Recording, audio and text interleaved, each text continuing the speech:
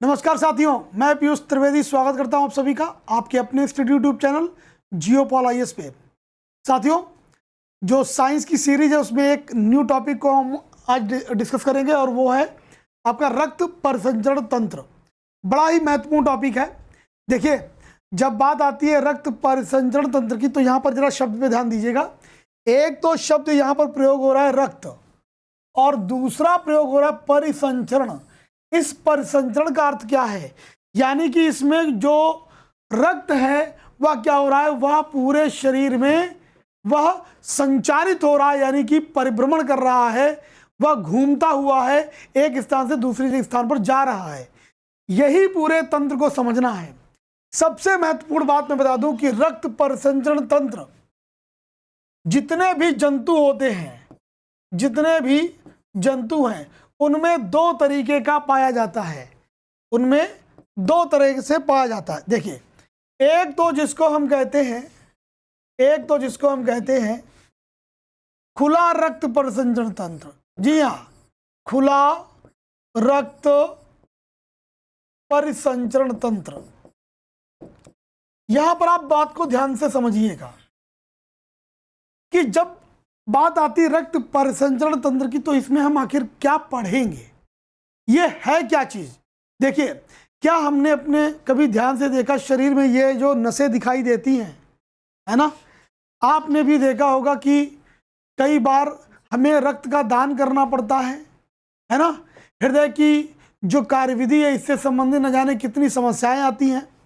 तो आप सोचिए, जब बात आती किसकी, रक्त की, जब बात आती है किसकी, हृदय की, जब बात आती है किसकी, ये जो नलिका जो वाहिनियां हैं, यानी जो रक्त वाहिनियां हैं, जिनको आप नसें कहते हैं, रक्त वाहिनियां, तो यह जो चीजें हैं ना, ये आप जिनमें भी पढ़ोगे वही पूरा तंत्र कौन सा है, रक्त परिसंचरण तंत्र है। अब आप सोचो कि क्या महत्व है इन सारी चीज़ों का। अपने जीवन में आए दिन हमें कहीं ना कहीं पर रक्त से संबंधित बातों को सुनना पड़ता है। तो ये एक महत्वपूर्ण कनेक्टिविटी बनेगी, आपकी जो कड़ियाँ बनेंगी जो जोड़ेंगी इस पूरे विषय को आपसे। जितना ज़्यादा व्यवहारिक होकर आप इनको समझने का प्रयास करोगे, ये आसानी से समझ में आएगी। तो यही सब चीज़ों को हम लोग चर्चा में करेंगे। अभी एक एक पॉइंट को समझेंगे। मैंने जैसा बताया आपकी, पहला होता है खुला रक्त परिसंचरण तंत्र। इसका मतलब क्या है भाई? इसका मतलब यह है कि जो शरीर में जो रक्त है ना, वो नलिकाओं में नहीं बहता है।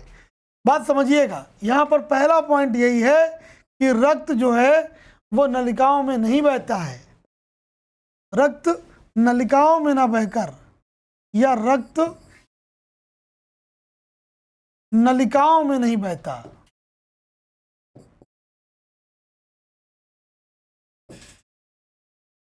में नहीं बहता।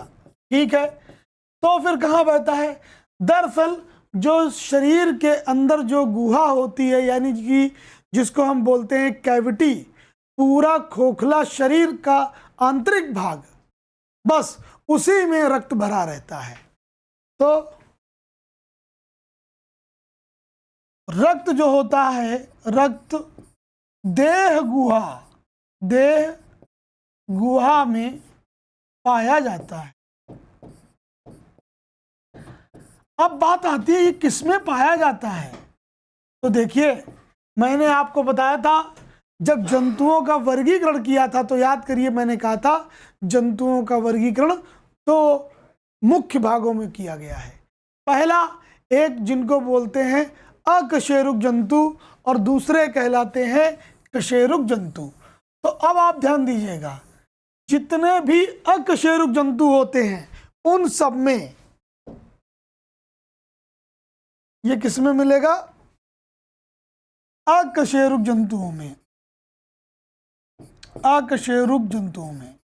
जी हाँ,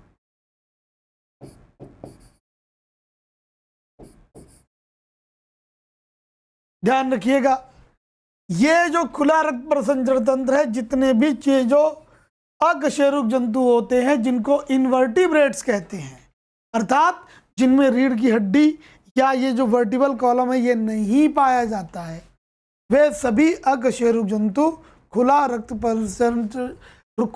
परिसंचरण तंत्र पाया जाता है। लेकिन मैं आपको एक बात बता दूं, एक ऐसा वर्ग भी है जो कि आता तो अकशेरुक में ही है, लेकिन उसमें दूसरे प्रकार वाला जिसको हम कहते हैं बंद रक्त परिसंचरण तंत्र। दूसरा कौन सा है? बंद रक्त परिसंचरण। जी हाँ, इसमें जो है ना, इसमें जो पाया जाता है वह कैसा रक्त परिसंचरण तंत्र है? तो ध्यान रखिएगा, ये जो है ना, ये रक्त, यहां पर क्या होता है, रक्त नलिकाओं में, रक्त नलिकाओं में रक्त प्रवाह करता है, रक्त प्रवाह। अब आप सोचिए, इसीलिए तो इसको बोला गया है क्या, बंद है। बंद कैसे है? नलियों में बहता है ना। ये नहीं होता है कि रक्त में सारे अंग डूबे पड़े हों, क्योंकि देखो पूरे शरीर में क्या है, बहुत पतली पतली सी नलिकाएं गई हुई हैं और रक्त जो है वो उन्हीं से होकर के बहता है। तो ऐसा रक्त तंत्र कह सकते हो जो कि नलिकाओं के द्वारा संचारित है, वो बंद रक्त परिसंचरण तंत्र है। अब यहां पर समझना, ये वाला पाया किन में जाता है? ये पाया जाता है जिनको हम कहते हैं कशेरुक जंतु। कशेरुक जंतु, जी हाँ, कशेरुक जंतुओं में ये पाया जाता है, यानी वर्टिब्रेट्स में ये पाया जाता है। ध्यान ये रखिएगा कि जो बंद रक्त परिसंचरण तंत्र है, ये एक, यहां की बात बता रहा हूं, अकशेरुक में खुला होता है, लेकिन अकशेरुक का, या यहीं पर ले देता हूं, अकशेरुक का जो एनिलिडा है, एनिलिडा समूह, इसमें बंद रक्त परिसंचरण तंत्र है, बंद रक्त परिसंचरण है। ये आप ध्यान रखिएगा। आप कहोगे सर जी इस एनिलिडा में क्या आता है? तो याद रखें, जैसे कि केचुआ, जैसे कि जोंक, ये जो जंतु हैं ये एनिलिडा समूह के हैं। अब आप ध्यान रखिएगा कि रक्त परिसंचरण तंत्र की तो मैंने आपको पूरी बात बता दी कि भाई कितने प्रकार का होता है। यहां पर आप ये भी याद रखिएगा कि जो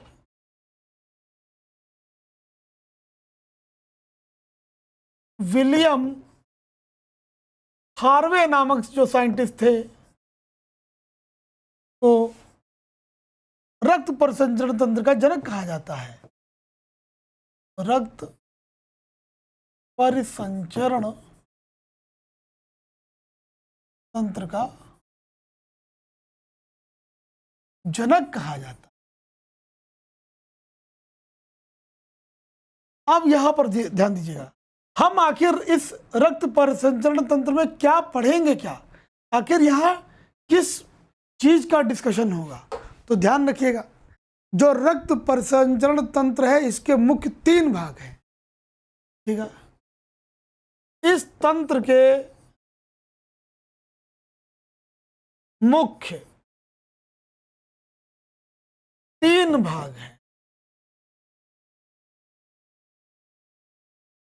पहला क्या है? देखिए नंबर 1 पे आइए। नंबर 1 है हृदय। नंबर 2 पर पढ़ेंगे रक्त को। नंबर 3 पर पढ़ेंगे रक्त वाहिनियां। अब यहां पर याद रखिएगा, जो रक्त वाहिनियां हैं इनके 3 प्रकार पढ़ेंगे आप। देखिए, एक होती है जिनको बोलते हैं धमनियां, दूसरी होती है शिराएं,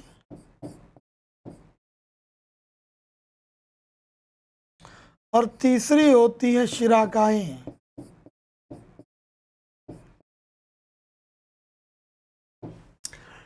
एक एक की चर्चा की जाएगी, बड़ा ही महत्वपूर्ण टॉपिक है, पूरे ध्यान से आप देखिएगा और समझिएगा।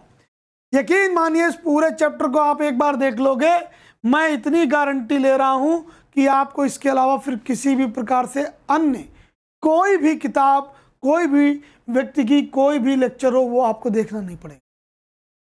बहुत ही सरल और सहज तरीके से पूरा समझ जाएंगे आप। इसके पहले मैं आपको बता दूं, मैंने अन्य टॉपिक जो अब तक पढ़ा दिए वो आपका एक टॉपिक पूरा हो गया, पाचन तंत्र का भी मैंने पूरा किया है। दूसरा याद रखिएगा जो जंतुओं का वर्गीकरण है, और जो पूर्ण रूप से कोशिका विज्ञान है वो भी, और जो पादप जगत है वह भी मैंने पढ़ा दिया। ठीक है, और अब हम बात करेंगे किसकी, रक्त परिसंचरण तंत्र की।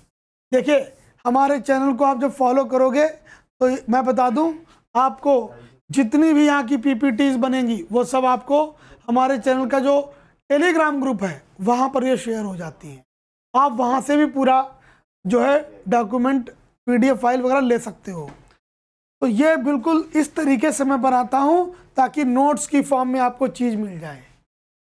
अब आपको कमेंट करना है, अब तक अगर आपने पढ़ा है कभी हमारे टॉपिक्स को, ध्यान दिया है, तो प्लीज़ कमेंट करके बताइएगा कि कैसे लगते वीडियो लेक्चर्स, और अगर कहीं पर कोई चीज़ की कमी लगती है कि नहीं सर इस टॉपिक को भी आप डिस्कस कर दीजिए, या आपको कोई भी महत्वपूर्ण सुझाव होगा तो वह भी हम कंसीडर करेंगे। चलिए बात करते हैं हृदय की। सबसे पहले नंबर 1 पर देखिए, हम अगर हृदय की बात करें तो हृदय याद रखिएगा, हृदय 2 प्रकार के होते हैं। 2 प्रकार के होते हैं। कौन कौन से होते हैं? एक तो जिसको हम बोलते हैं न्यूरोजेनिक,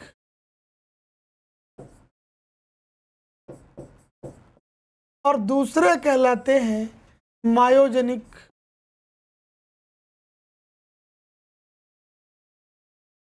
ये न्यूरोजेनिक और मायोजेनिक क्या है? देखिए, ऐसे हृदय, वे हृदय, ऐसे समझो, वे हृदय, वे हृदय जो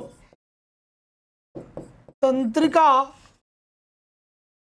का तंत्र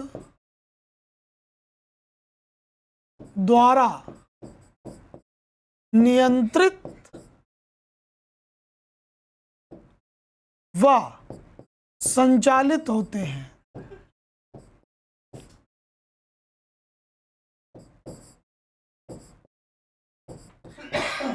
अब यह किसमें पाया जाता? जितने आप समझिए, वैसे तो जो लोअर एनिमल होते हैं जिनको हम क्या बोलते हैं, जिनको हम बोलते हैं अकशेरुक जंतु, इनमें तो पहली बात स्टार्टिंग के ले लीजिए, जैसे कि पोरीफेरा है, सीलनट्रेटा है, इनमें ये तंत्र विकसित ही नहीं होते हैं। लेकिन जिनमें विकसित भी होते हैं उनमें भी याद रखिएगा वो न्यूरोजेनिक यानी कि तंत्रिका तंत्र के द्वारा होते हैं। तो कह सकते हैं हम क्या, अकशेरुक।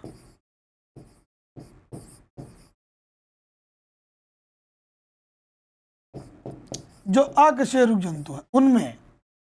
मायोजेनिक की हम बात करें, जब बात करते हैं हम मायोजेनिक तंत्र की, तो यहां आप ध्यान रखिएगा, मायोजेनिक जो होता है ऐसे हृदय का संचालन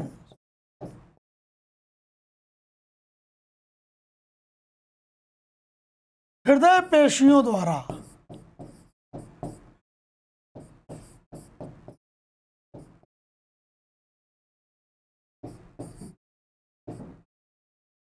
हृदय पेशियों द्वारा होता है। मायो वर्ड आता ही जहां पर है, याद रखिएगा, मायो वर्ड कंसीडर ही करता है किसको, पेशियों को, और इसीलिए जो है मायोलॉजी चलती है।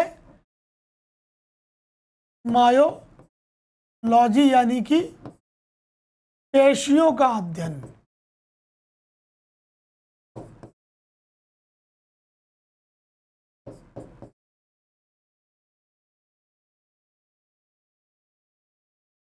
ध्यान दीजिएगा, हृदय हमारा लगभग 350 ग्राम का भार में होता है। मानव हृदय कैसा है? मानव हृदय 350 ग्राम का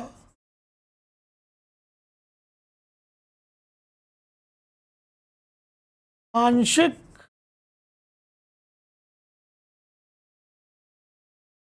दाईं ओर व मुख्य भाग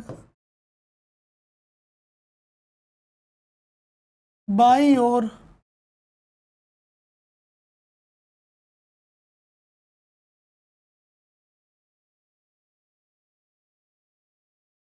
छाती में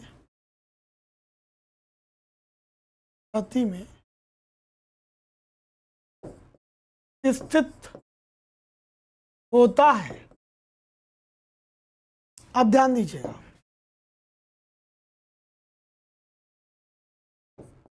मानव हृदय में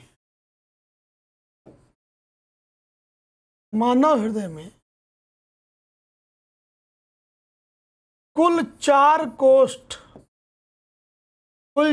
कोष्ठ पाए जाते हैं। ध्यान दीजिएगा, कितने कोष्ठ? 4 कोष्ठ, 2 ऊपरी और 2 निचले। 2 ऊपरी जिनको कहते अलिंद, और 2 निचले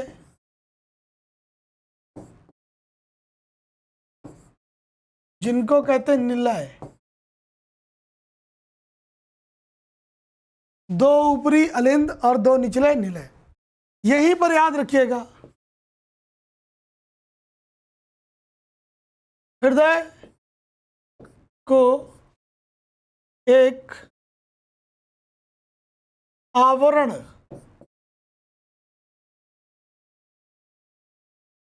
घेरता है जिसे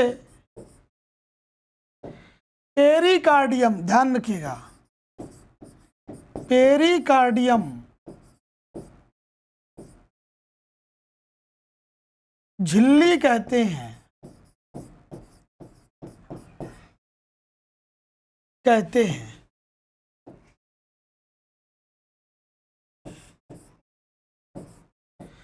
और ये झिल्ली ना बड़ी महत्वपूर्ण होती है, क्योंकि इसका आवरण हृदय के चारों ओर होता है, और हृदय और इस पेरिकार्डियम जो मेम्ब्रेन है के बीच में एक द्रव भरा होता है। अब ये द्रव बड़ा ही महत्वपूर्ण है। देखिए, इस द्रव की खासियत क्या है? ये क्या होता है, जैसे कोई ऊपर से बाहरी झटका लगे, कोई हृदय को चोट पहुंचाने का प्रयास करे, तो ये क्या करता है? ये शॉक एब्जॉर्बर का काम करता है। तो इस तरीके से बाह्याघातों से बचाने का काम, पहले तो झिल्ली ही है, वो संक्रमण से बचाती है, और दूसरा अगर कोई झटका लगता है तो उससे, उस झटके को सहने का, उससे बचाव का पेरिकार्डियल जो द्रव भरा होता है वह करता है। इस तरीके से हमारा हृदय जो है वह सुरक्षित रहता है। यहां पर एक पॉइंट और आप बड़ा महत्वपूर्ण नोट करिएगा, हृदय का जो दायां अलिंद है, हृदय का दायां अलिंद व दायां निलय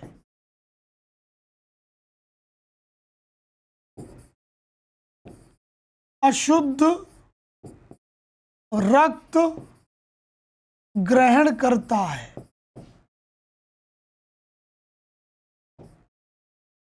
जी हाँ, और वहीं पर जो उसकी बाईं साइड है, जैसे देखो मैं अभी पूरा डिटेल में बनाऊंगा डायग्राम, तब आप समझ जाओगे, लेकिन आप सोचो ये हृदय है मान लो, तो ये दायां अलिंद, ये दायां निलय, ये बायां अलिंद, ये बायां निलय। यहां पर जो रक्त आता है वह जो होता है वह कैसा है? अशुद्ध रक्त है, या कह सकते हो कार्बन डाइऑक्साइड वाला रक्त है। फिर यहां से ये रक्त जाएगा लंग्स के पास में, तो वो मैं आगे की बात बताऊंगा आपको। पहले महत्वपूर्ण जो बिंदु है वो नोट कर लें। हृदय का दायां अलिंद व दायां निलय अशुद्ध रक्त ग्रहण करता है। अब एक बात, ये जो हृदय का बायां है, हृदय का बायां अलिंद, हृदय का बायां अलिंद व बायां निलय शुद्ध रक्त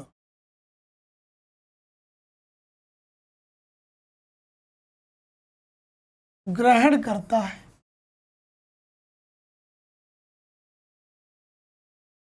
अच्छा, यहां पर जब मैं अशुद्ध अशुद्ध बोलता हूं तो इसका मतलब यह नहीं कि कोई खराब खून होता है, बस अशुद्ध अशुद्ध से मतलब यह है कि अगर कार्बन डाइऑक्साइड युक्त मिश्रित रक्त है तो वह मेरे लिए अशुद्ध है, और ऑक्सीजन वाला है जिसमें ऑक्सीजन जिस रक्त में मिली हुई है वह अशुद्ध रक्त है।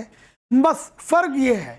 तो ये कोई वैज्ञानिक भाषा नहीं है, ये सिर्फ बोली के आधार पर कहा जा रहा है यहाँ पर।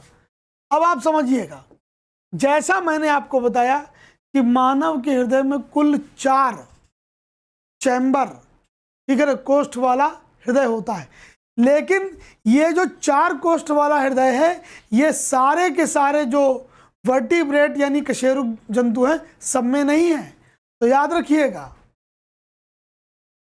कि जो मत्स्य वर्ग होता है,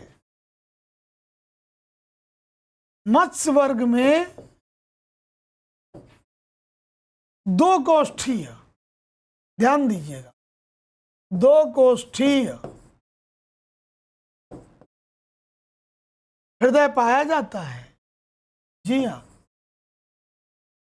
हृदय पाया जाता है। अच्छा, वहीं पर अगर हम बात करें जो उभयचर होते हैं और जो सरीसर्प होते हैं, उभयचर व सरीसर्प, इनमें जो है ना सरीसर्प में 3 कोष्ठीय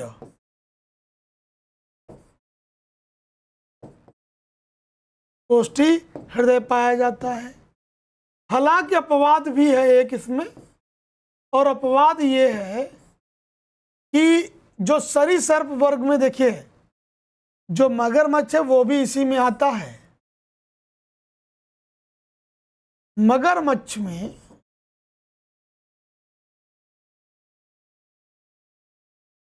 ध्यान दीजिएगा, मगरमच्छ में 4 कोष्ठीय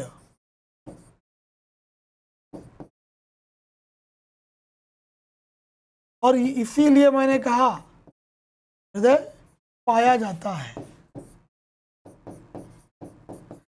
अब आप सोचिए ये बार बार शब्दावली आ रही कि नहीं आ रही? एक तो मत्स्य वर्ग आ गया, उभयचर आ गया, सरीसर्प आ गया। अब आपने इससे पहले जंतु जगत वाला मेरा चैप्टर अगर नहीं देखा तो आपको समझने में फिर दिक्कत होगी। इसीलिए मैं कह रहा हूं कि मेरे जो प्रीवियस जो टॉपिक है उनको जरूर आप देख लें, क्योंकि विज्ञान में आप ये ना समझिए कि कहीं से कोई बात रट लेंगे, यह संभव नहीं है। रट करके आप चंद बिंदु तो रट लेंगे, लेकिन जैसे ही बहुत व्यवहारिक प्रश्न आएगा, अच्छा प्रश्न होगा, वहां पर आपको बहुत सटीक जानकारी देनी पड़ेगी। इस बात का ध्यान रखिएगा। देखिए वहीं पर जो पक्षी वर्ग है, पक्षी वर्ग व स्तनपाइयों में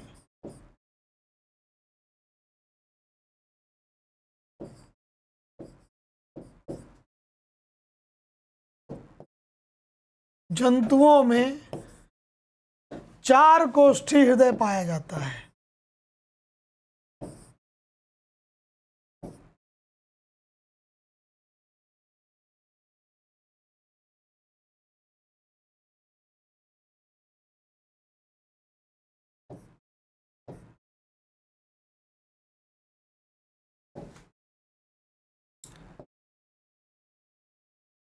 याद रखिएगा,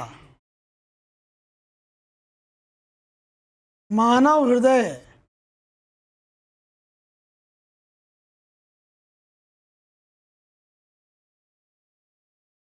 हृदय पेशियों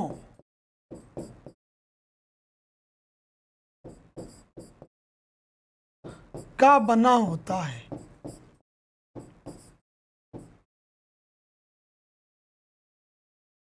जो कि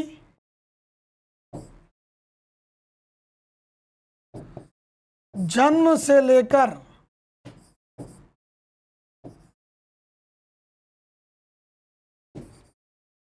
मृत्यु तक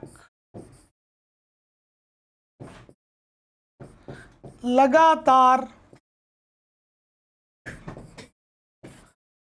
कार्य करती हैं।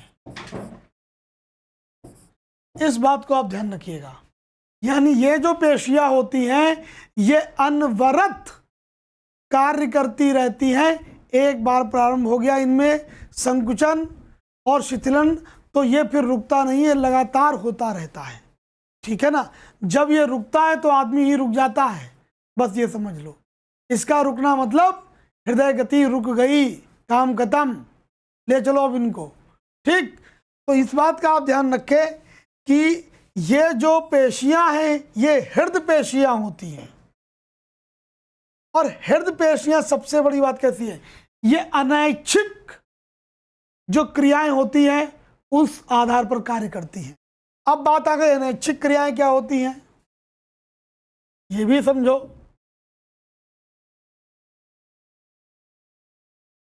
हृदय पेशियां अनैच्छिक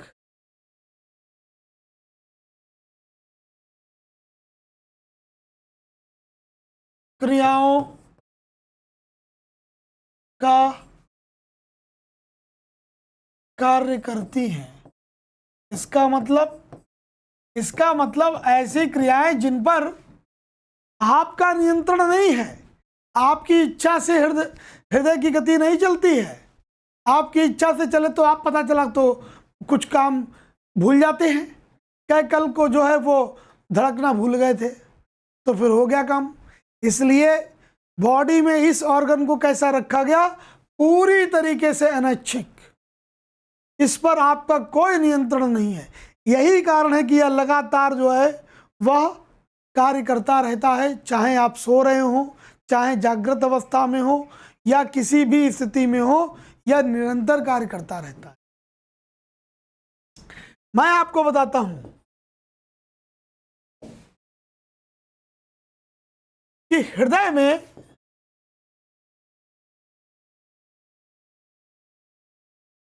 संकुचन और शिथिलन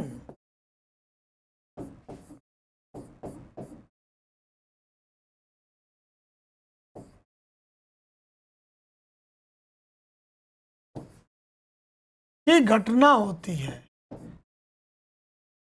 इसका मतलब क्या है, देखिए हृदय के कोष्ठों का फैलना और सिकुड़ना ही यही कहलाता है शिथिलन और संकुचन। जब हृदय के कोष्ठ फैलते हैं तो वो अपने अंदर रक्त को ग्रहण करते हैं, और जब वे संकुचित होते हैं तो अपने अंदर का रक्त जो है वो रक्त वाहिनियों में भेजते हैं। मैं एक डायग्राम के द्वारा आपको समझाने का प्रयास करूंगा। यह है हमारा प्यारा सा हार्ट यानी हृदय, समझिएगा और देखिएगा। बल्कि मैं इसको अलग उस पर ले चलूं तो पूरी तरीके से बात बता सकूंगा। यहां पर एक बात मैं और लिख दूं,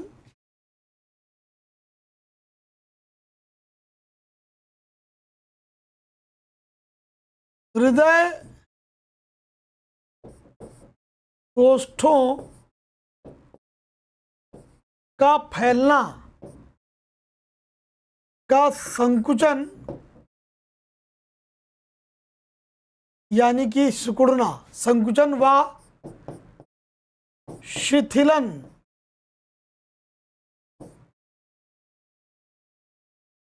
को ही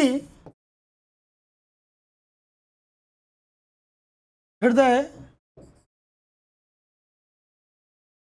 चक्र कहते हैं। ये ध्यान रखिएगा।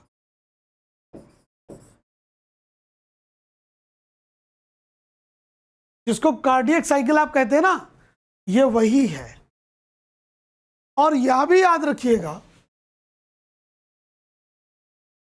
इस क्रिया में जो ध्वनि होती है, इस क्रिया में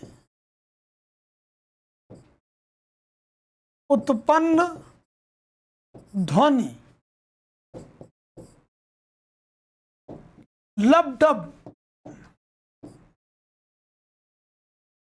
डब, ये जो साउंड प्रोड्यूस होता है ये है लब डब। जैसे सुनते ना,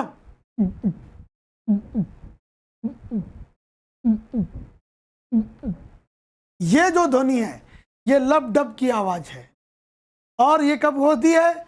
जो हार्ट है उसके निचले जो कोष्ठ है वो सिकुड़ते हैं तो ऊपर के फैलते हैं, फिर ऊपर के सिकुड़ते हैं तो नीचे के फैलते हैं। यह क्रिया ही हृदय चक्र कहलाता है। और याद रखिएगा, हृदय चक्र को पूर्ण होने में एक हृदय चक्र को पूर्ण होने में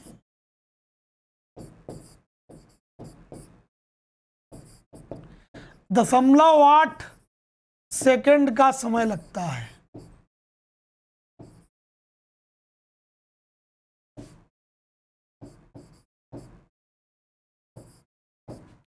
जी हाँ। अब आप देखिएगा, यह भी जान लीजिए, एक बात और मैं बता दूं, मानव हृदय जो वयस्क है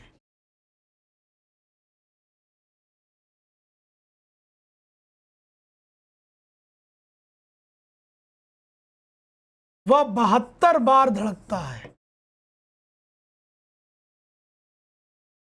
क्या?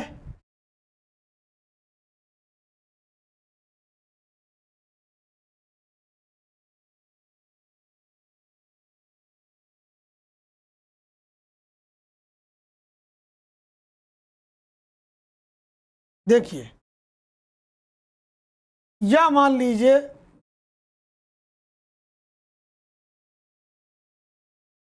मानव हृदय है,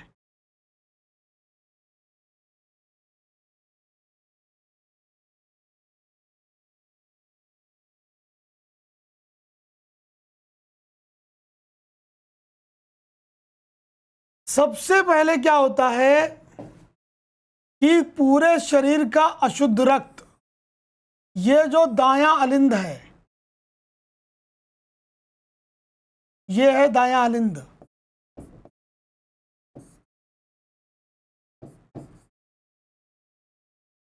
इसमें आता है, फिर इससे जाता है दाएं निलय में, यह है दायां निलय।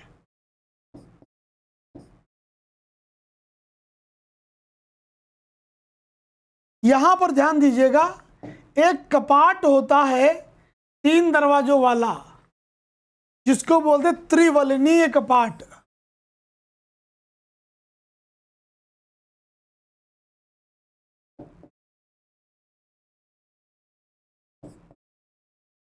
त्रिवलनीय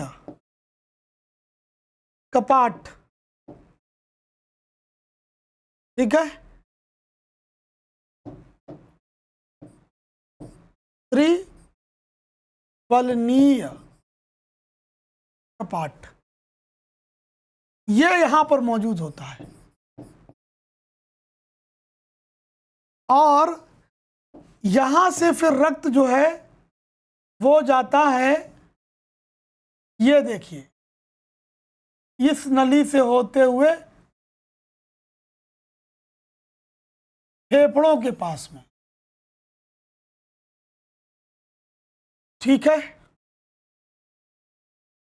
यहां पे आता है।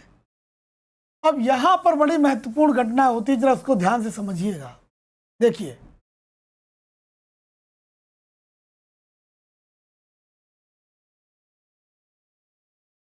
तो जब ये रक्त नलिकाएं यहां पर आती हैं तो यहां पर घटना घटती है गैसों के एक्सचेंज होने की, अदला बदली की। तो होता यह है कि जो कार्बन डाइऑक्साइड है वो तो जाती है फेफड़ों में, और फेफड़ों में जो ऑक्सीजन है वो आती है कहाँ? रक्त में।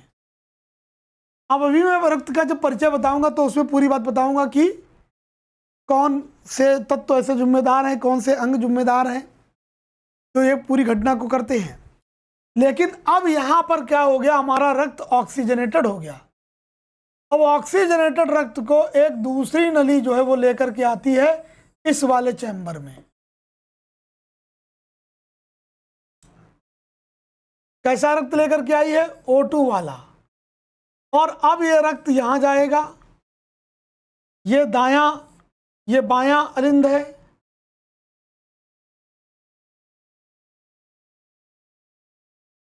और यहां से आएगा बाएं निलय में।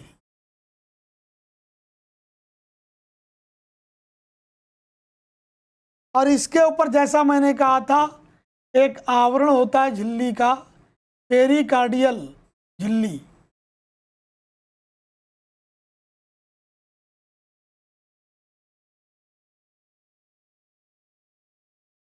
जो किसके इसे संक्रमण से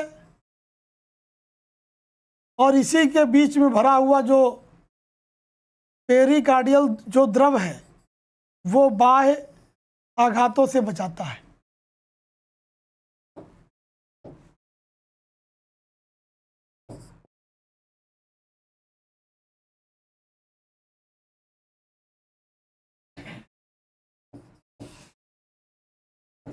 पेरिकार्डियल झिल्ली। अब आप देखिए, जब यहां बाएं निलय में आ गया तो यहां से रक्त जो है ये महाधमनी से होते हुए पूरे शरीर में रक्त का प्रवाह हो जाता है। अब आप देखिए कि पूरा हृदय किस तरीके से रक्त को ग्रहण करता है और किस तरीके से यह अंगों में भेजता है। यहां पर आप एक बात ध्यान रखिएगा, यह बड़ी ही महत्वपूर्ण घटना होती है कि जब नीचे के दोनों कोष्ठ सिकुड़ते हैं उस वक्त दोनों ही ऊपर के जो कोष्ठ है उनमें रक्त भरता है। एक में तो ये जो रक्त आ रहा है अंग से रक्त कहाँ आ रहा है? ये है दायां अलिंद,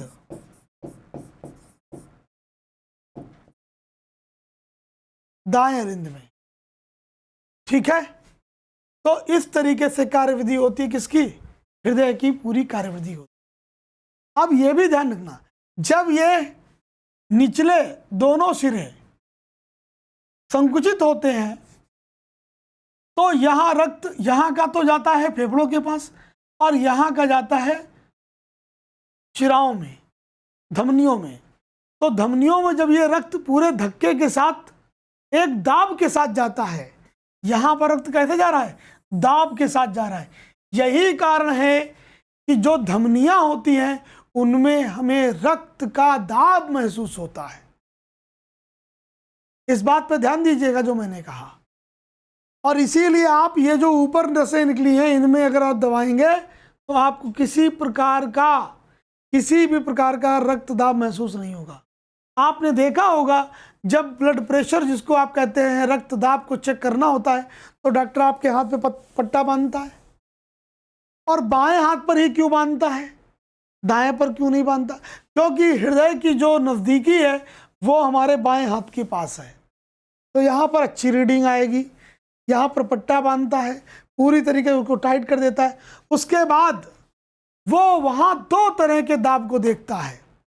एक तो वो दाब आता है जब जो धमनियां हैं और इनमें जो प्रवाहित रक्त है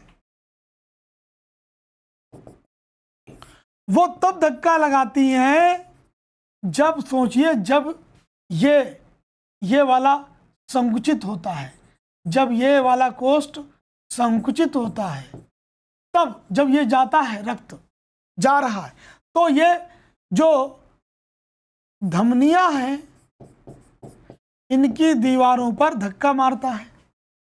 और एक वो रक्त का दाब रहता जाता है जब ये अपने अंदर रक्त को ग्रहण कर रहा होता है, लेकिन क्या उस वक्त इसमें कोई दाब नहीं रहता है? नहीं, तब भी एक दाब रहता है, हालांकि वो दाब पहले वाले से कम हो जाता है। तो बस दो प्रकार के दाब आपको बताए जाते हैं। तो जो रक्त दाब है, रक्त दाब, ये हमारा कितना बताया जाता है? 80 to 120 mmHg। इसमें जो 80 है ये डायस्टोलिक है, यानी कि शिथिलन वाला है। शिथिलन, आपको अक्सर ये शिथिलन मतलब ये कहां से आ गया? देखो, जब इसमें रक्त आ रहा था उस वक्त इसके द्वारा जो रक्त पर दाब लगा और रक्त ने जो दीवारों पर लगाया, किसके? धमनियों के, वो वाला कहलाया है शिथिलन। और ये जो है ये संकुचन वाला दाब है। ये कैसा है? संकुचन वाला है। तो अब आप समझिए, अब ये हम समझेंगे कि भाई ये जो रक्त है इनको लाने का जो काम कर रहा है वो कौन कर रहा है? इनको लाने का जो काम कर रहा है वो रक्त वाहिनियां हैं। यही तो है वो रक्त वाहिनियां। और यहाँ पर रक्त वाहिनियां जैसा मैंने बताया 3 प्रकार की हैं, हालांकि 2 सबसे महत्वपूर्ण है। एक तो वे जो शिराएं कहलाती हैं और एक वो होती हैं जो धमनियां कहलाती हैं। बाकी जो तीसरी है शिराकाएं, वो तो इन दोनों को मिलाने का काम करती है। अच्छा, अब आइए सबसे पहले जरा बात कर लेते हैं हम लोग रक्त की। रक्त की पूरी बात हो जाए तो आपको समझने में और मजा आएगा। रक्त, जिसको हम लोग ब्लड भी कहते हैं, रुधिर भी कहते हैं, ये भी याद रखिएगा। जी हाँ, ध्यान दीजिएगा। रुधिर जो है इसकी सबसे महत्वपूर्ण इसका पॉइंट तो ये लिख लीजिए, यह एक तरल संयोजी ऊतक है।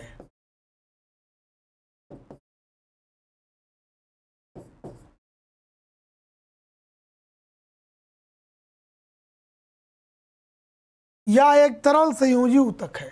दूसरी बात, यह शरीर के भार का 8% होता है। तीसरी बात,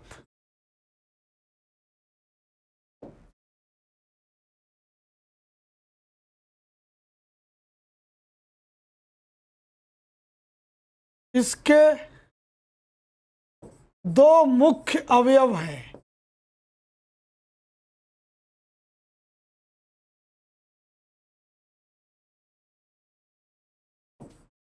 दो मुख्य अवयव हैं। पहला, जिसको आप बोलते हैं प्लाज्मा,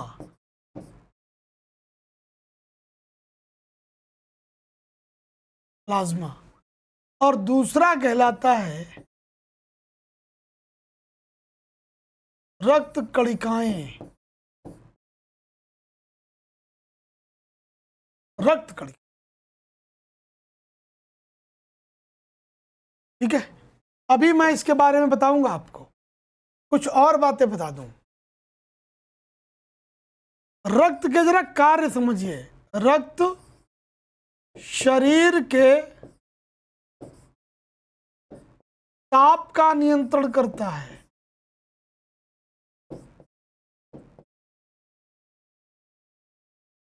दूसरा, रक्त शरीर की अशुद्धियों से मुक्त करता है। तीसरा, रक्त चोट लगने पर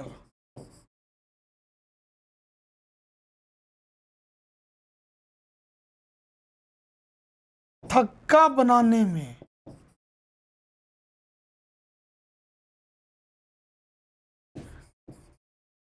सहायक।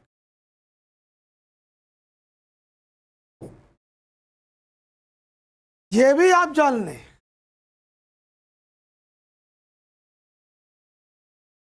लाल रक्त कणिकाओं,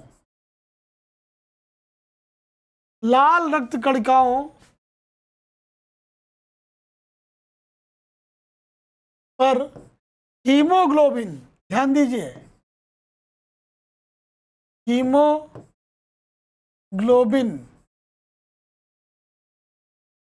नामक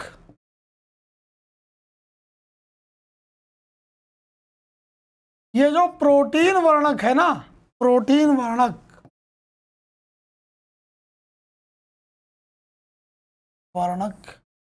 पाया जाता है।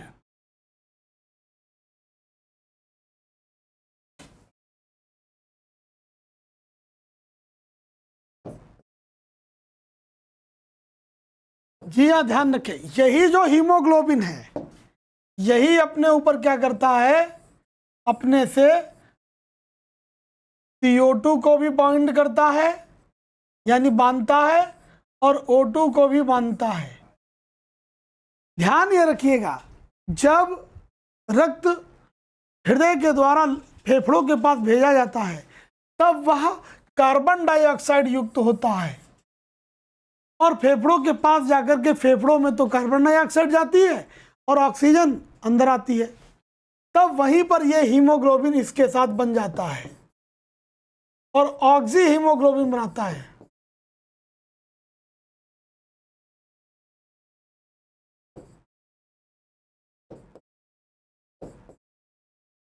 लेकिन एक बात और याद रखिएगा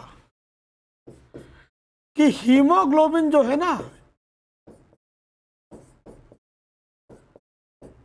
जो कार्बन मोनोऑक्साइड है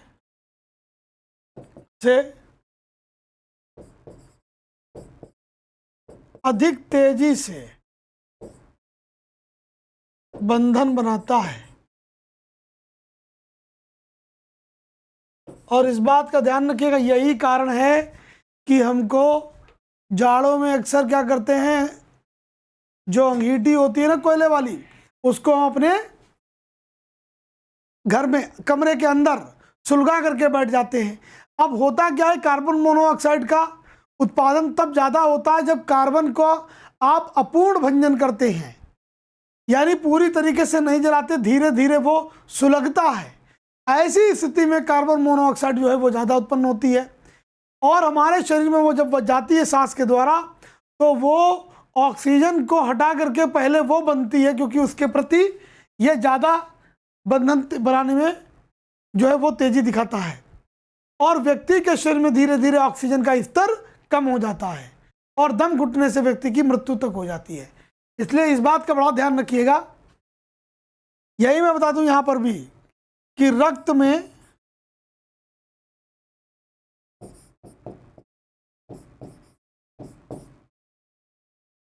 पाई जाने वाली श्वेत रक्त कणिकाएं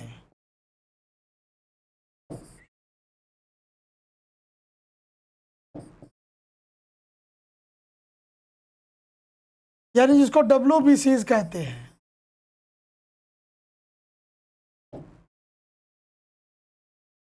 कणिकाएं, प्रतिरक्षा तंत्र, ध्यान रखिएगा, प्रतिरक्षा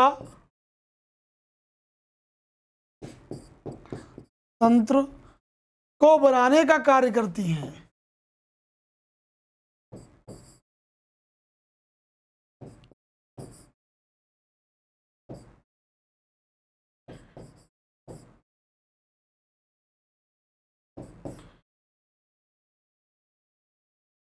कैसे करती हैं?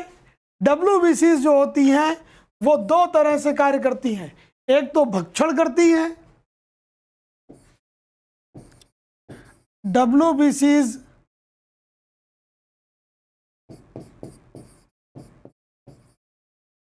जीवाणुओं का भक्षण करती हैं, और नहीं तो क्या करती हैं, अथवा एंटीबॉडीज यानी जो प्रतिरक्षी हैं अथवा रक्षी प्रोटीन, प्रतिरक्षी प्रोटीन यानी एंटीबॉडीज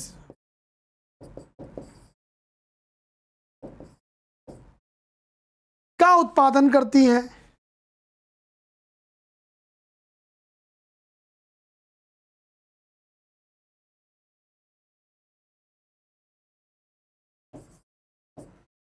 क्या आप बात समझ पाए?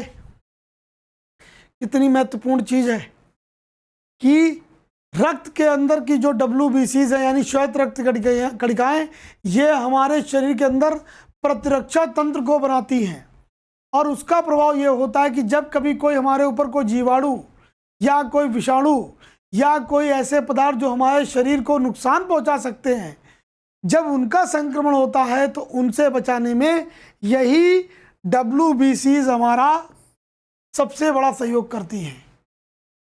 मैं एक बात और बता दूं आपको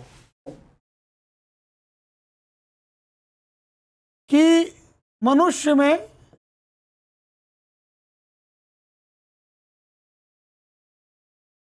लगभग 5.5 लीटर रक्त पाया जाता है।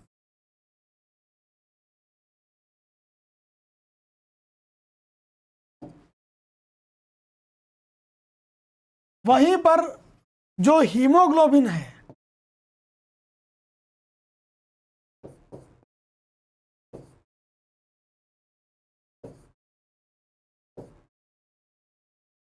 कि जो प्रतिशतता है वह लगभग 12 से 14% पुरुषों में और 10 से 12%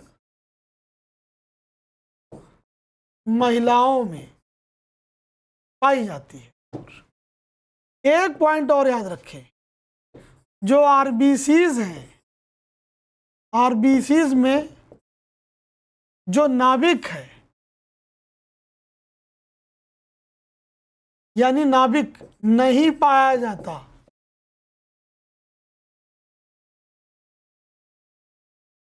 बस अपवाद याद रखिएगा।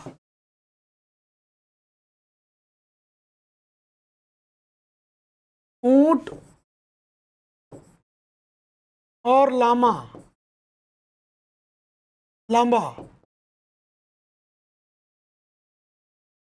की RBCs में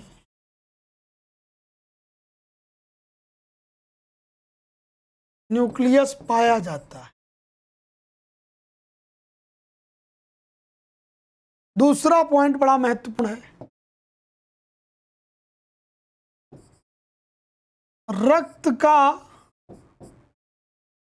उत्पादन भ्रूणावस्था में, जब भ्रूणावस्था होती है तब लीवर में होता है यानी यकृत। लेकिन जो वयस्क होते हैं,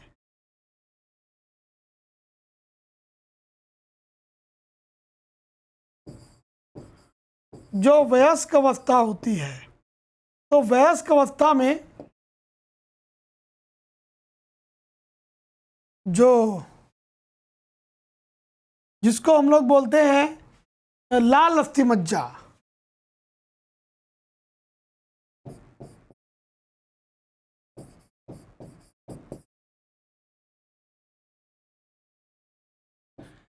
वहां पर होता है।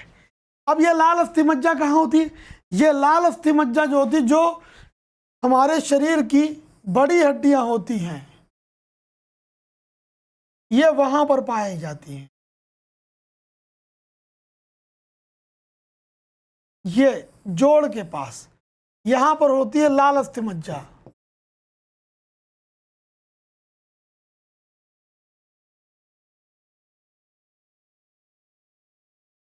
और पीछे की ओर जो बड़ी हड्डी है, उसमें होती पीली अस्थि मज्जा।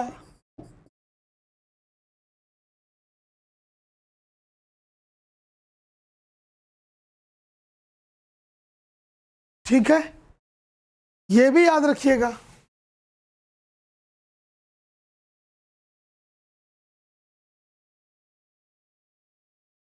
मनुष्य में 50 से 55 लाख आरबीसीज प्रति घन मिलीमीटर पाई जाती है। लेकिन ये किसमें है? ये पुरुषों में है। वहीं पर महिलाओं में जो है, महिलाओं में जो है 45 से 50 लाख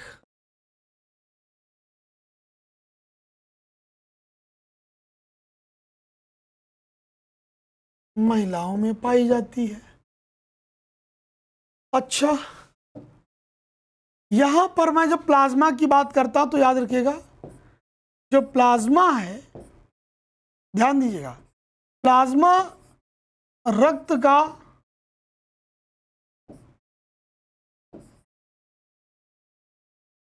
55% भाग है। यह भी याद रखिएगा, प्लाज्मा में महत्वपूर्ण प्रोटीन जैसे कि प्रोथ्रोम्बिन,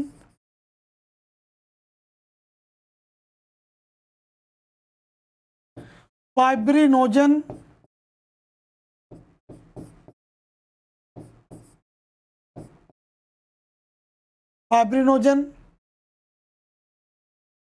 एल्बुमिन,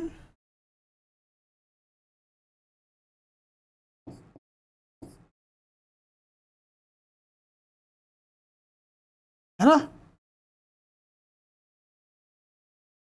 यस आदि, ये बड़ी महत्वपूर्ण है। इनमें से ये जो दो मैंने लिखी है ना, ये दोनों रक्त का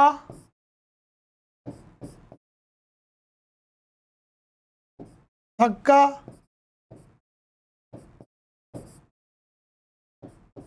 थक्का जमाने वाली। वहीं पर इसी में एक प्रोटीन और भी है जो हिपैरिन है। इसकी खासियत रक्त का थक्का न जमने दे।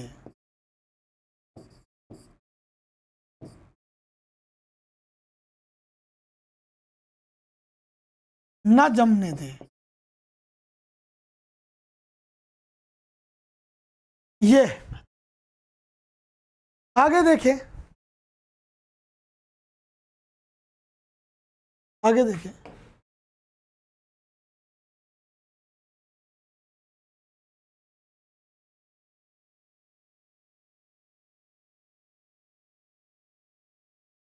WBCs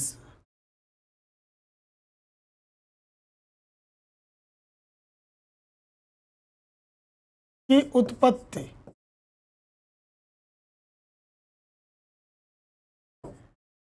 पीली अस्थिमज्जा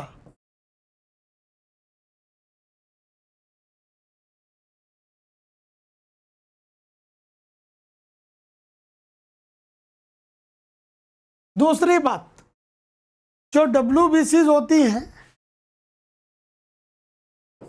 WBCs का आयु काल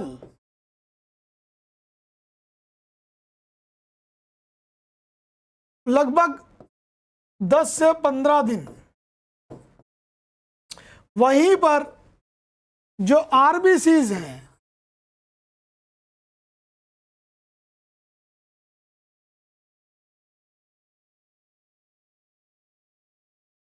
वो 120 दिन है। ये भी याद रखिएगा,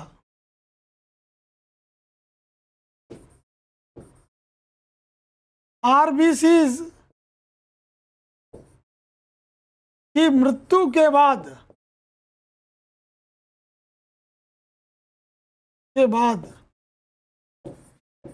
शरीर में पाई जाने वाली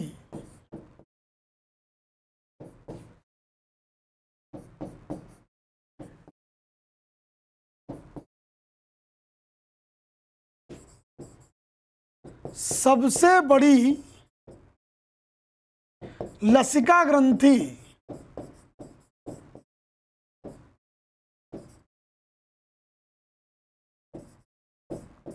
इसको क्या बोलते हैं? प्लीहा। प्लीहा द्वारा नष्ट कर दिया जाता है।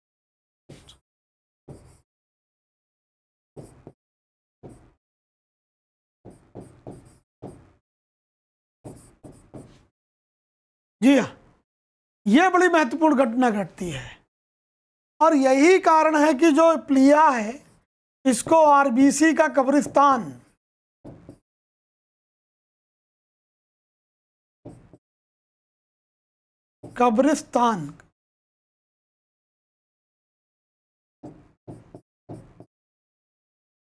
और यही इस प्लीहा को एक और नाम से भी कहते हैं, RBCs का ब्लड बैंक। क्योंकि ये क्या करता है, अपने में जो RBCs होती है उनको भंडारित भी कर लेता है। तो ये दोनों ही तरीके के महत्वपूर्ण कार्य करता है। क्या? प्लीहा एक लसिका ग्रंथि है। लसिका को मैं अभी बताऊंगा आगे क्या होता है। बस सीधा इतना आप समझ लो कि यदि रक्त से आपने RBCs को निकाल लिया है तो जो शेष बचता है ना, वह जो है वह एक लसिका का कार्य ही करता है। उसमें पानी की मात्रा और अधिक हो जाती है बस। ठीक है, और समझ लो, या यहीं पर लिख देता हूं मैं, या चलो आगे लिख लो।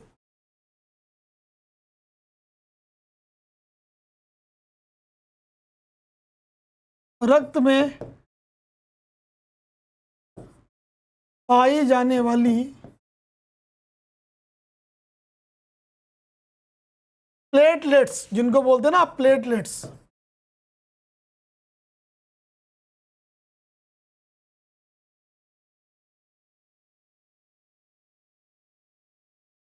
रक्त का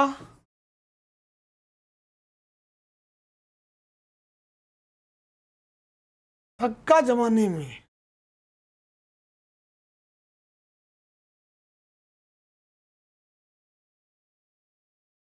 सहायक होती है।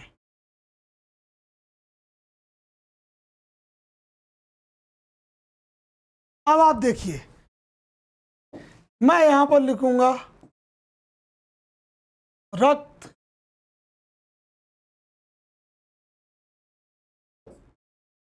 प्लाज्मा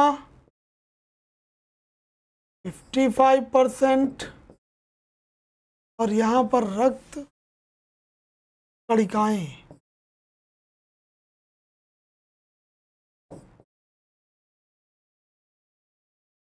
ये मिलती है 3 तरह की,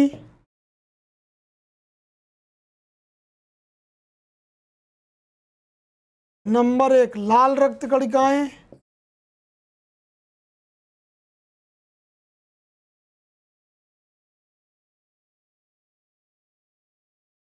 नंबर 2 श्वेत,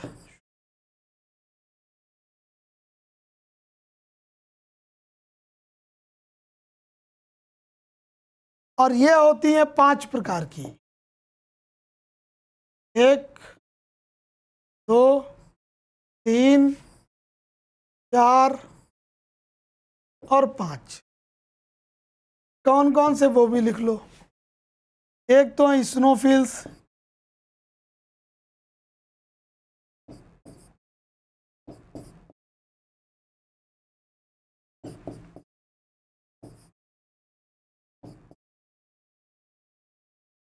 बेसोफिल,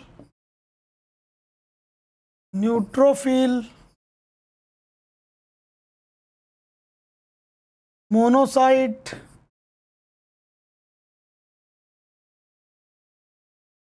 और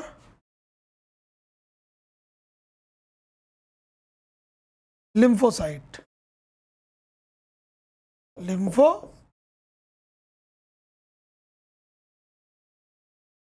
ध्यान ये रखिएगा। और तीसरी रक्त कणिका तो बताई नहीं, वो भी लिख लो।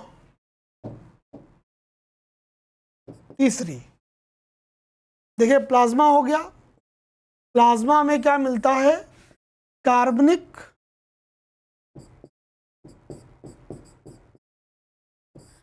कार्बनिक पदार्थ और अकार्बनिक।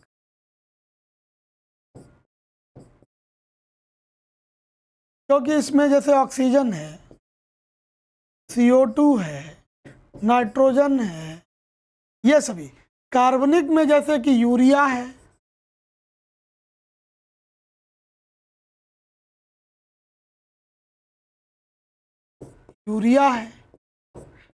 कार्बोहाइड्रेट्स है,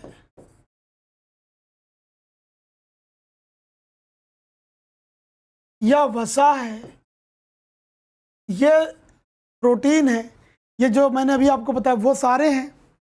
और यहाँ पर रक्त कणिकाओं में 3 तरह की रक्त कणिकाएं। पहली तो हो गई लाल रक्त कणिकाएं, दूसरी हो गई श्वेत रक्त कणिकाएं, और तीसरी जो है वो हैं प्लेटलेट्स।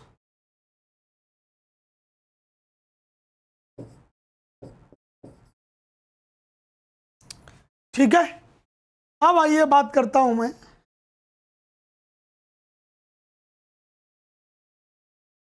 रक्त समूह की, जिसको आप कहते हैं blood group.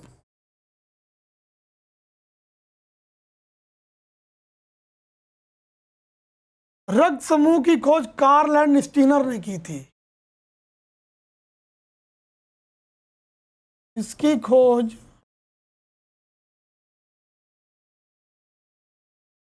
Karl land Steiner.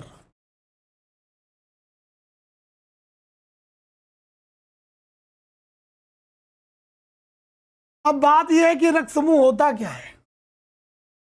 तो यहां पर 2 टर्म बोलूंगा, दोनों समझना।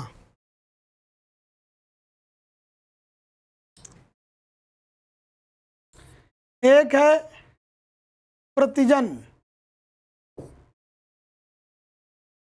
इसको कहते हैं एंटीजन,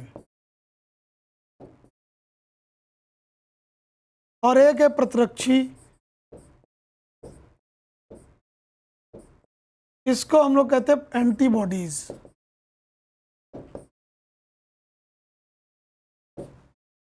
प्रतिजन क्या होता है? ये ग्लाइकोप्रोटीन है।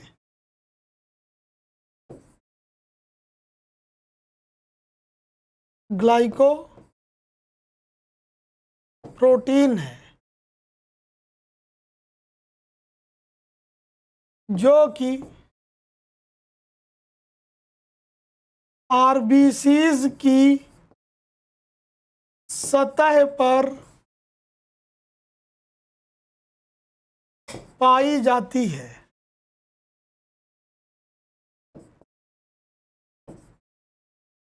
और यही ब्लड ग्रुप का निर्धारण करती है।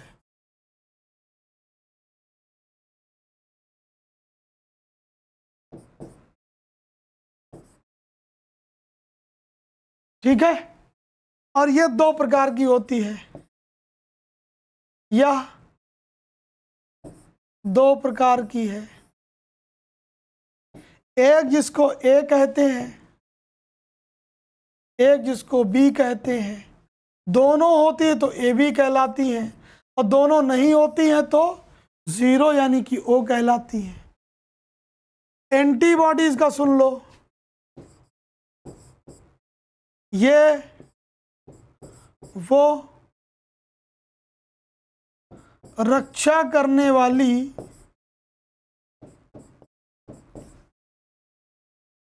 प्रोटीन है जो कि ब्लड प्लाज्मा में पाई जाती है।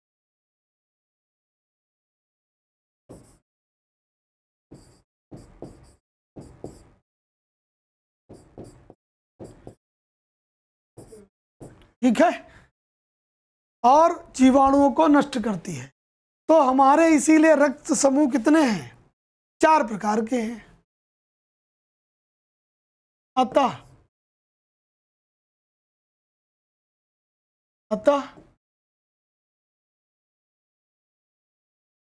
रक्त समूह 4 प्रकार के हैं।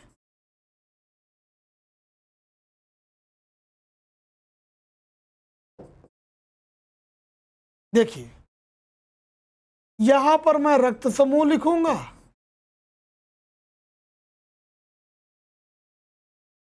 एक तो ए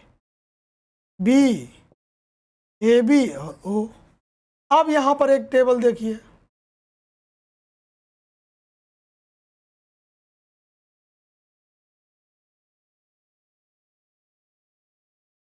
इनमें जो है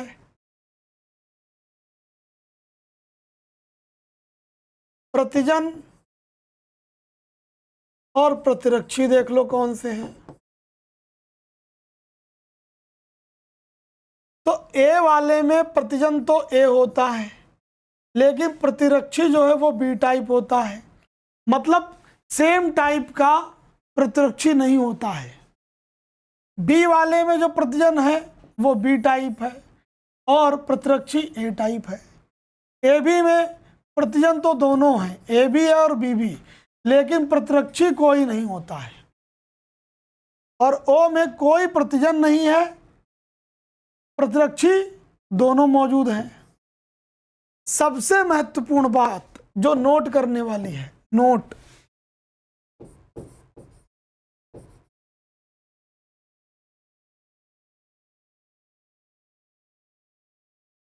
रक्तदान या रक्त आधान जिसको बोलते हैं, आधान करते समय यह ध्यान रखा जाता है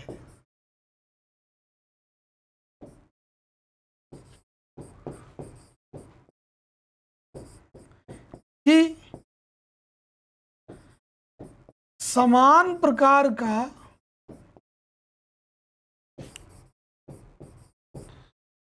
प्रतिजन व प्रतिरक्षी नहीं होना चाहिए।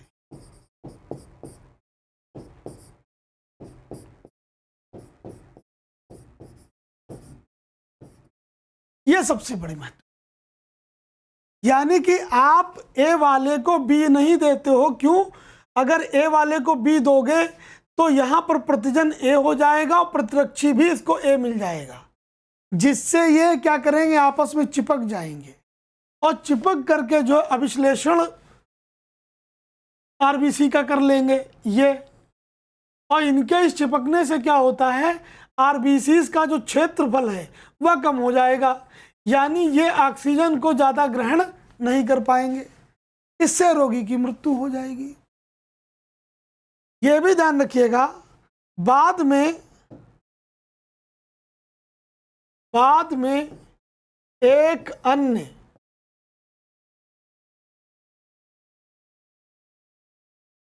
प्रतिजन RH कारक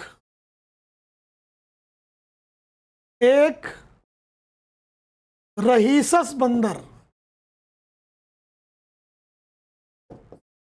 बंदर से प्राप्त हुआ तथा बाद में यह पता चला कि मनुष्य के RBCs पर भी कुछ लोगों में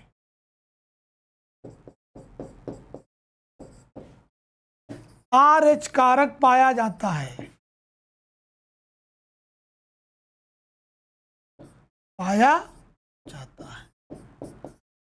समझे? और जिनमें पाया जाता है वे पॉजिटिव, नहीं पाया जाता निगेटिव, जिनमें पाया जाता पॉजिटिव, जिनमें नहीं पाया जाता निगेटिव। यह आप ध्यान रखिए। महत्वपूर्ण बात क्या है, O में चूंकि कोई भी प्रतिजन नहीं है, देखो तो ये क्या है, ये आप सबको दे सकते हैं, ये आप किसी को भी दे सकते हैं, और यही कारण है O को यूनिवर्सल डोनर कहा गया, यानी कि रक्त अदाता। AB में कोई एंटीबॉडी नहीं है, ये सभी का रक्त ले सकता है, इसीलिए इसको सार्वभौमिक प्राप्तकर्ता कहते हैं। तो महत्वपूर्ण बात क्या है वो भी लिख लो। अब चूंकि RH फैक्टर भी आ गया तो O निगेटिव को, ध्यान रखिएगा, O निगेटिव को सार्वभौमिक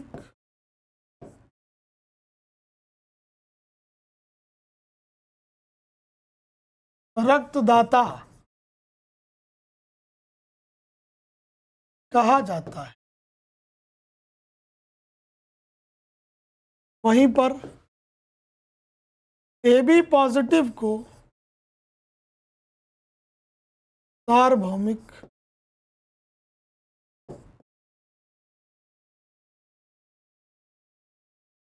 रक्त प्राप्त करता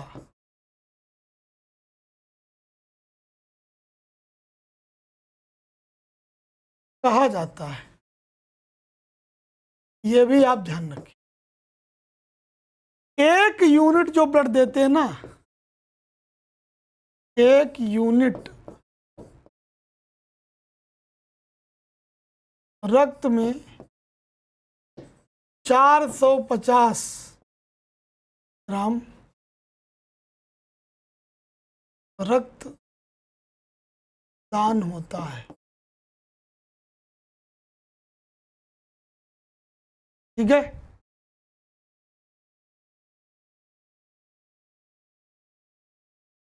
और याद रखिएगा कि ये जो हृदय संबंधी जो बीमारियां होती हैं, है ना,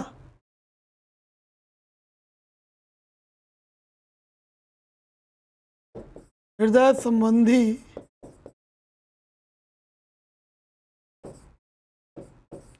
रोगों के लिए चिकित्सालय में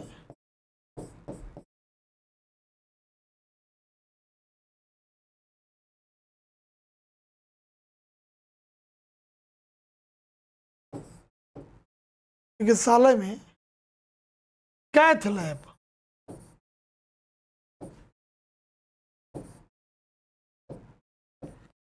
लैब होती।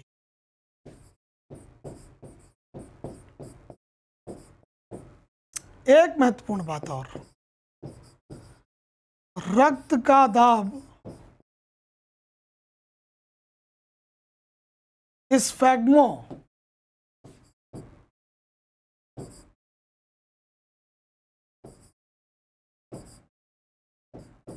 मैनोमीटर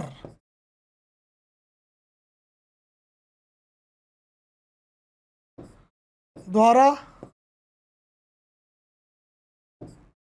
मापा जाता है। वहीं पर हृदय की धड़कन, हृदय की गति को स्टेथोस्कोप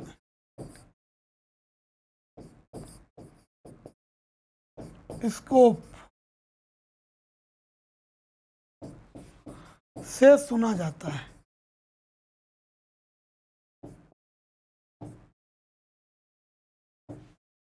देखिए, जिसको आप आला बोलते हो ना, आला, ठीक है ना, वही सुना जाता है। अब आ जाओ, देखिए, शरीर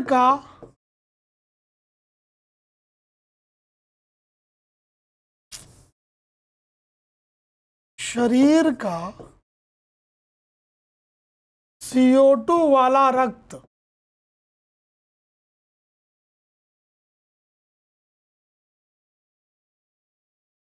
अंगों से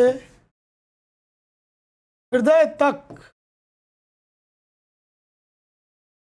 ले जाने वाली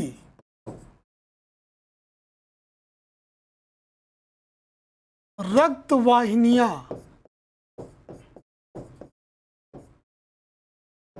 क्या कहलाती हैं? शिराएं कहलाती हैं।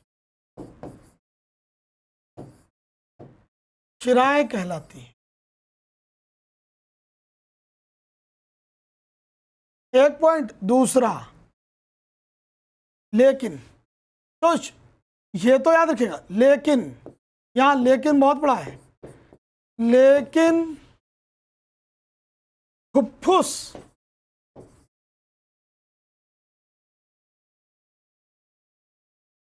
महाशिरा O2 वाला रक्त फेफड़ों से हृदय को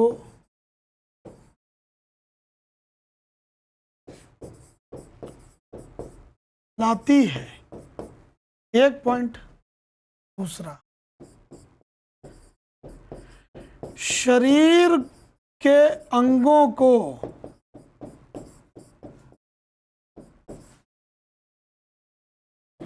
हृदय से O2 वाला रक्त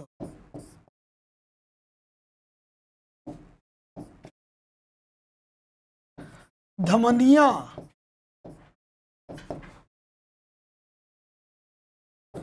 ले जाती हैं। लेकिन अब यहां पर भी ध्यान रखें,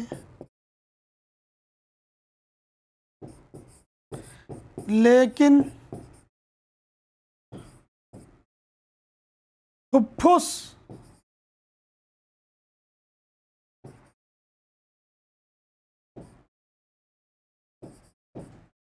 महाधमनी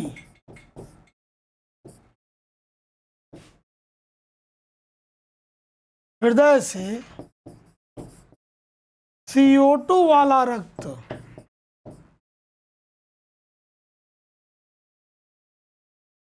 CO2 वाला रक्त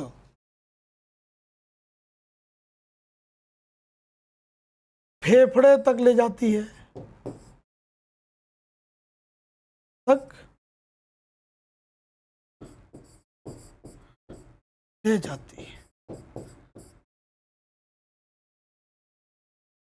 यह भी याद रखिएगा कि रक्त का दाब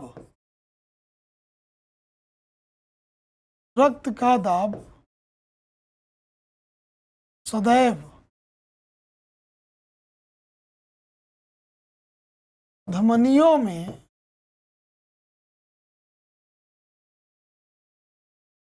महसूस होगा।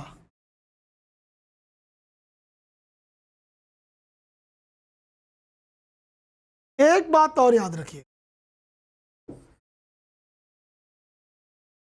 यहां पर मैं आपको बताता हूं,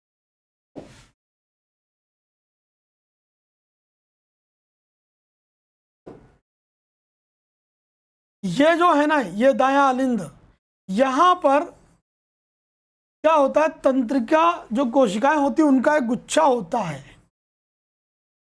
जिसको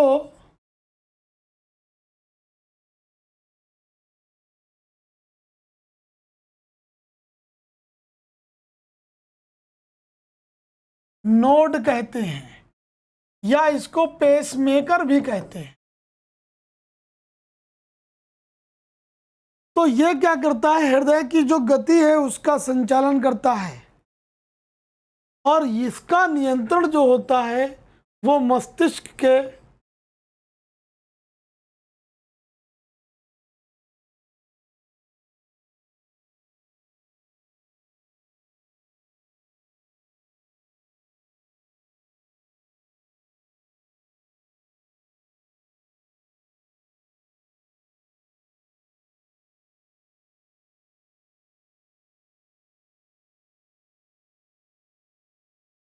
मस्तिष्क के मेडुला ऑब्लांगेटा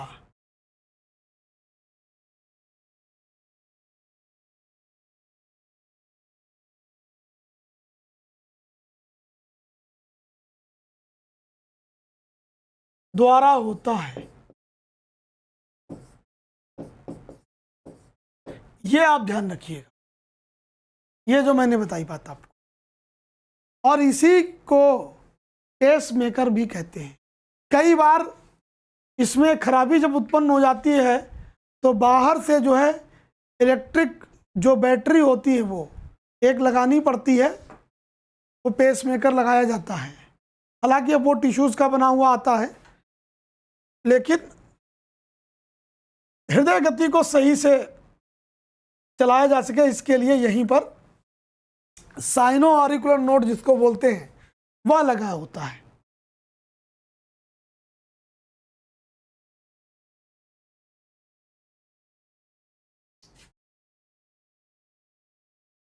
एट्टी से 120 mmHg से ज्यादा का दाब, उच्च रक्तचाप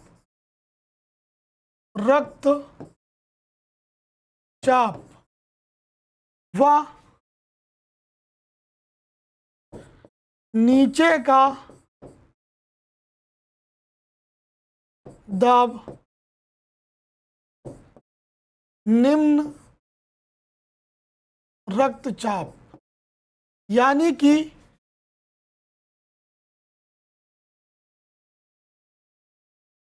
यानी कि हाई बीपी और लो बीपी।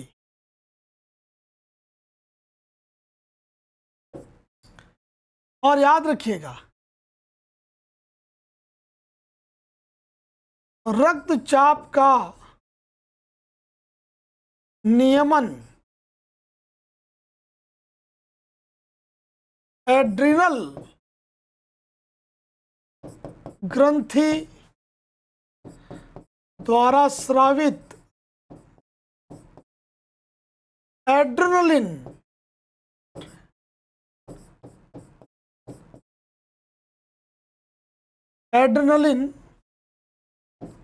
हार्मोन ये द्वारा किया जाता है